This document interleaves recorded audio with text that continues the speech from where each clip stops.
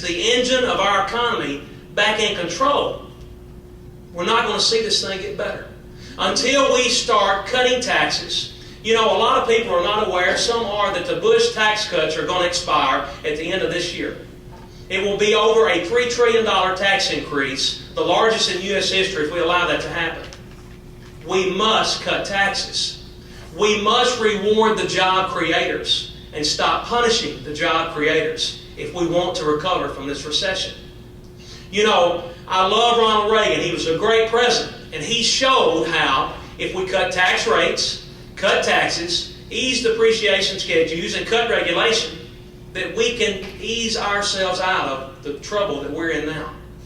You know, I met Arthur Laffer about 6 months ago, and he was President Reagan's chief economist. He lives in Nashville. A big reason for that is because we don't have a state income tax. And I sat down, and I am from Frog Jump, a little community over in Crockett County on the west side. And Arthur Laffer is a genius. He is really smart when it comes to economics. And I'm pretty nervous, you know. And he said, "The farmer in Frog Jump." I said, "Yes, sir, Dr. Laffer." And he says, "Well, let me tell you something, boy. This ain't rocket science." He said, "We've got to cut taxes." And he said, "That's how we're going to increase receipts and increase revenue and get out of this recession."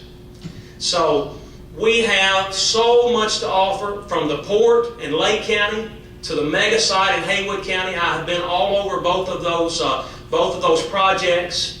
I was with Forkham Lanham yesterday. We have great industry here. As I said earlier, a great workforce.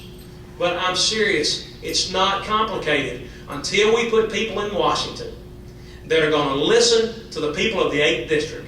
Not go to Washington and slam the door in our face and say, because we're a United States congressman, we have all the answers. Because I want to tell you something, that's not how our system works.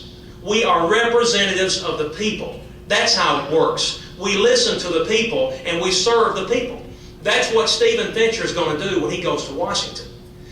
You need a salesman for this district? I promise you, for my children's sake, my friends' sake, I'm going to do everything I can to get people back to work here so we can all move forward. So as we move forward, I use 5 C's a lot of times when I close. And I think this sums it up so much. The first C, we need Christian leaders in office. God was the center of this country when it was founded. We need to put Him back in the center. 2, we need common sense. Did you ever believe that common sense would be such a rare item? But it is. It is. Coming from a farm, learning the hard way what it is to balance a budget, to balance a checkbook, to make payroll, to make business decisions. We have to have guys that are in touch with the real world and have real world business experience. 3, we need true conservatives in office. We need people who are not just going to use rhetoric, but who actually are going to do what they say they're going to do. I'm for term limits. I think we desperately need term limits in Washington, and I've gone a step farther. I'm going to serve 12 years and come home because I want to finish what I've started with my family. 4, we need guys to look the constituents in the face of the 8th District. This is about the people of the 8th District, not about Stephen Fincher. You know, I told the reporter today, and I mean this with all sincerity, I love farming. I love Frog Jump. I love singing gospel music. I'm going to continue to do that when I come home from Washington on the weekends. But I love my 3 children more. And when I look in their eyes at night, if they had any idea the amount of debt they owed, they'd be on a plane out of here, brother. I'm going to tell you they would. So you make sure that you look at the candidates very good this November. You make your decisions based on merit, based on what we've done, based on who we are.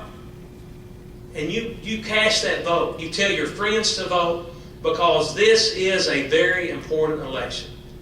And as I close tonight, I will make you one promise.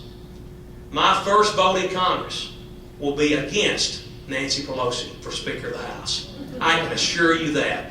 And we're going to move this country forward. We're going to put small business back in charge. And we're going to get this thing moving again. So thank you, Gibson County. Thank you, Chamber of Commerce, for what you're doing. and we're going to get out of this hole by getting back to the basics. Thank you, and God bless you. Thank you.